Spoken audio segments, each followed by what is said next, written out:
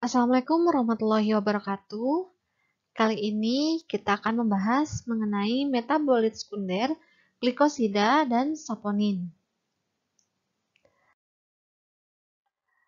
Berikut adalah definisi dari glikosida itu sendiri, di mana glikosida adalah senyawa yang menghasilkan satu atau lebih gula atau glikon di antara produk hidrolisisnya dan sisanya berupa senyawa bukan gula atau disebut sebagai aglikon. Jadi intinya kalau glikosida kita hanya mengingat dua hal.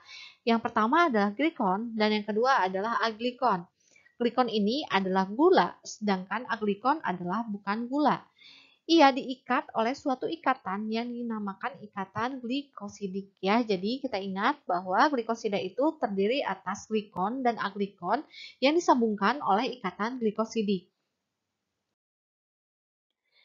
Gula yang terbentuknya itu dapat berupa glukosa disebut sebagai glukosida dan gula lainnya disebut sebagai glikosida. Glikosida di dalam alam berdasarkan ikatan glikosidik terbagi menjadi beberapa. Ada O-glikosida, C-glikosida, N-glikosida, dan S-glikosida. Contohnya ini, untuk O-glikosida ya terdapat dalam tanaman Manihot esculenta. Kemudian untuk C-glikosida ada di Vitex trifoliata, S-glikosida Synapsis alba, dan N-glikosida Solanum mammosum.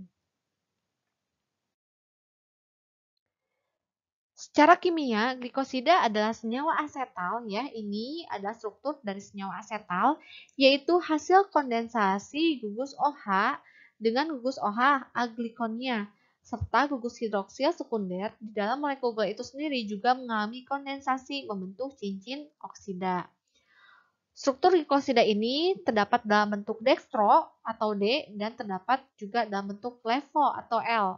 Dan bentuknya juga ada yang alfa dan beta. Untuk tanaman kebanyakan dalam bentuk beta ya.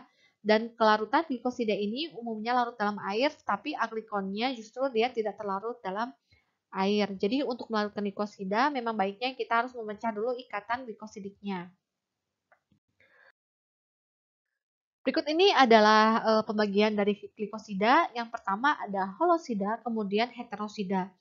Untuk holosida terbagi lagi menjadi di dan tri oligosakarida dan polisakarida. Sedangkan untuk heterosida terbagi menjadi O-glikosida, N-glikosida, S-glikosida, dan C-glikosida. Untuk yang polisakarida atau glikal ini terbagi menjadi homoglikan dan heteroglikan ya. Berikut adalah tata nama untuk memahami kita dalam tata nama. Kita lihat saja apabila dia memiliki akhiran in, ia termasuk dalam glikosida. Tapi jika akhirannya adalah ine, ia adalah alkaloid. Contohnya ini ya. Jika stropantin berarti akhirannya adalah in, maka ia termasuk dalam glikosida. Jika kodein, morfin ini adalah akhirannya ine-ine, berarti ia termasuk dalam alkaloida. Nama baru dan pendek ini kita bisa juga memakai akhiran osida, misalkan arbutin menjadi arbutinosida. Digitalin ini ya contohnya cuabayan ini juga termasuk dalam glikosida ya, nama lainnya adalah stropantin. Berarti ini glikosida ya, akhirannya adalah in. Fungsi glikosida ini terdapat dalam tanaman dan terdapat pula fungsi dalam manusia. Untuk tanaman, ia merupakan sumber utama energi, kemudian merupakan suatu regulator atau pengatur pertumbuhan. Ia dapat memacu atau menghambat kerja dari enzim, serta pelindungan terhadap luka dan infeksi. Dan untuk manusia, ia sebagai kardiotonik, laksatif, lokal iritan, analgetik, antitumor, antiviral, hepatotoksik, dan hemolisis darah.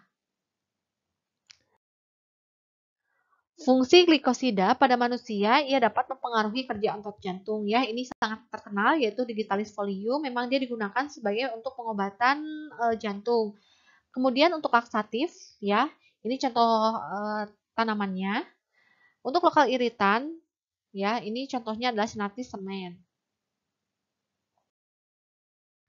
Kemudian sebagai analgetikum ini adalah semua isotiosianat ya. Ia memiliki sifat analgetik. Kemudian antitumor, contohnya ada flavonoid termetilasi, antiviral, antihepatotoksik. Dan ia juga memiliki sifat dapat menghemolisis darah, yaitu contoh tanamannya adalah glycyrrhizin atau Liquoritaria radix ya.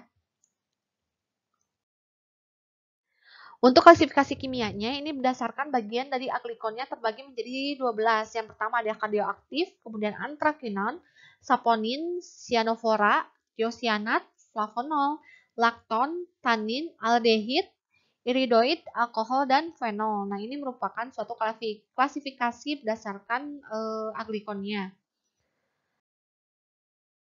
Dan ini adalah sumber-sumber alkaloid ya. Ini tadi sebetulnya udah ada beberapa yang dibahas mengenai alkaloid jantung didapatkan dari digitalis ya. Kemudian ini glikosida antaquinone.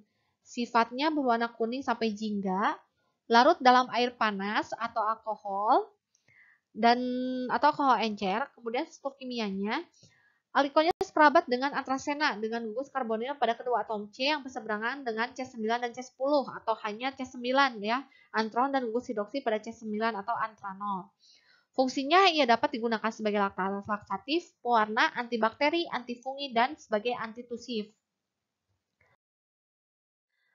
Kemudian sumber alkaloid yang ketiga adalah glikosida saponin. Ia tersebar dalam tumbuhan tinggi, sifat seperti sabun, berbentuk larutan koloid dalam air dan berbentuk busa bila dikocok, terasa pahit dan menggigil. Simplicia mengandung saponin ini menyebabkan bersin dan iritasi selaput lendir, hemolisis darah merah, dan toksis terhadap hewan berdarah dingin, sehingga dapat digunakan sebagai racun ikan.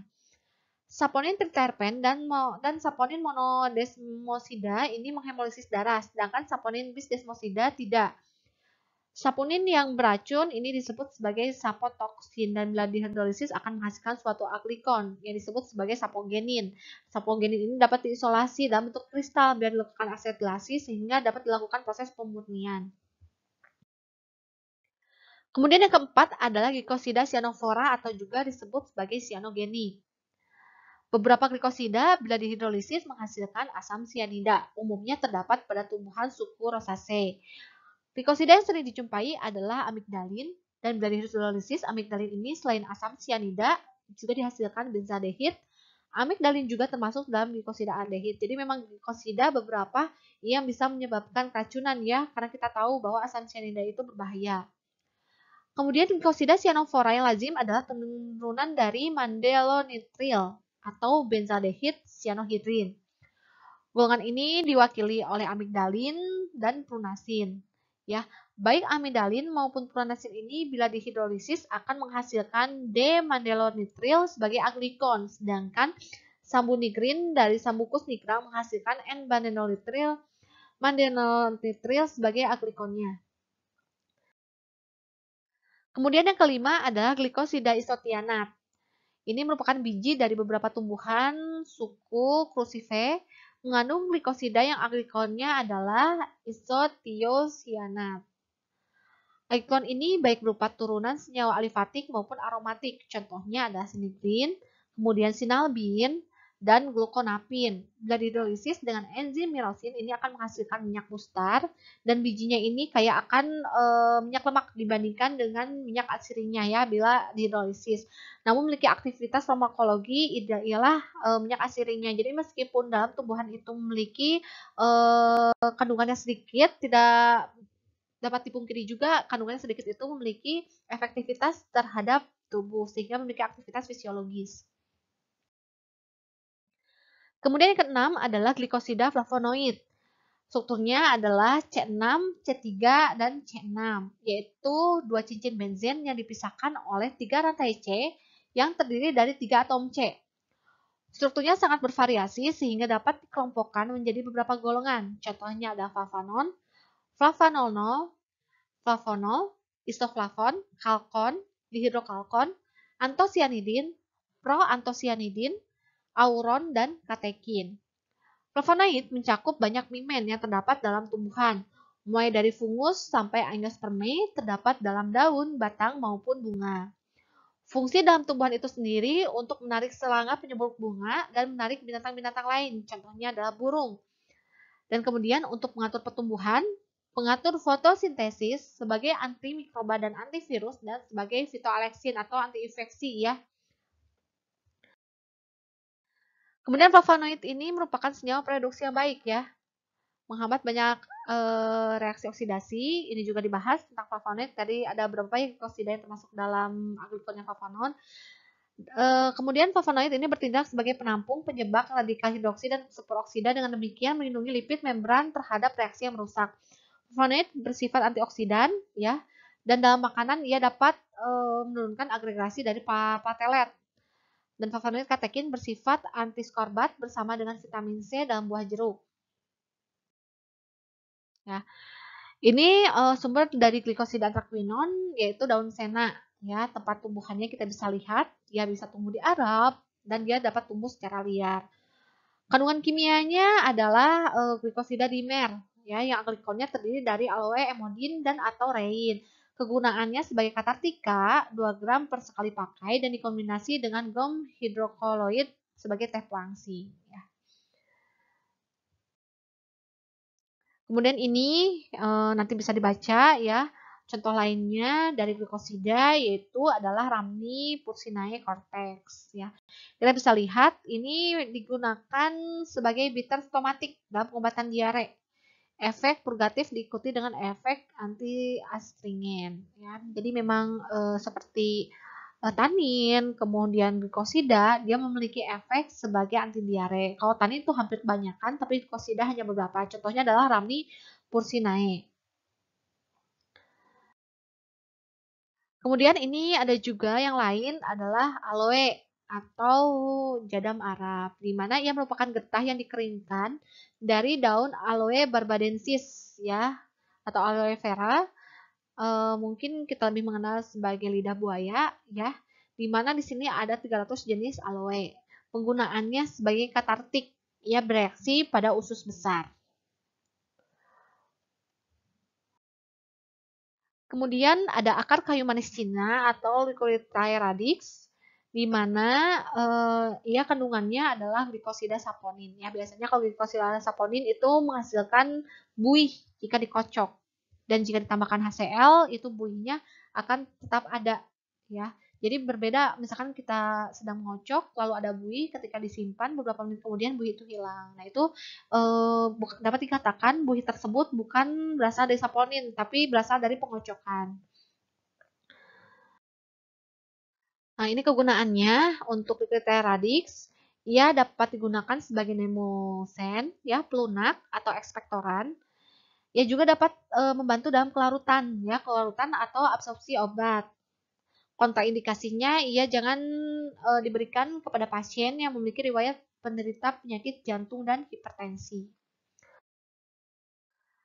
Ini adalah sumber dari glikosida saponin, yaitu dari ekstrak kayu manis dan ubi gadung. Ya, ini kita bisa pahami ya, harus tahu sumber-sumber dari macam-macam glikosida.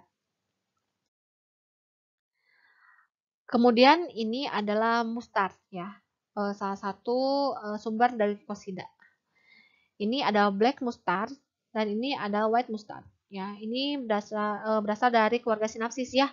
Kalau yang black mustard ini sinapsis nigra, kalau ini sinapsis albanya. Untuk yang nigra ini, yang black mustard ini kandungannya sebagai lokal iritan dan emetik, dan ia juga digunakan sebagai obat luar untuk rubefescin dan vesikan serta bumbu dalam perdagangan. Jadi memang bumbu dapur yang biasa kita makan itu sangat banyak sekali kandungan metabolit sekundernya, dan jika ada yang bertanya, apakah ketika bumbu itu kita makan, adakah efek tertentu dalam tubuh kita?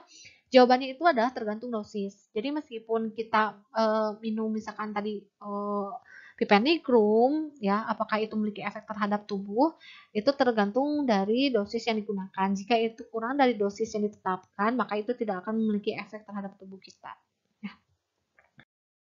Ya, sekian mengenai pembahasan glikosida saponin. Semoga pembahasan kali ini bermanfaat. Terima kasih atas perhatiannya. Wassalamualaikum warahmatullahi wabarakatuh.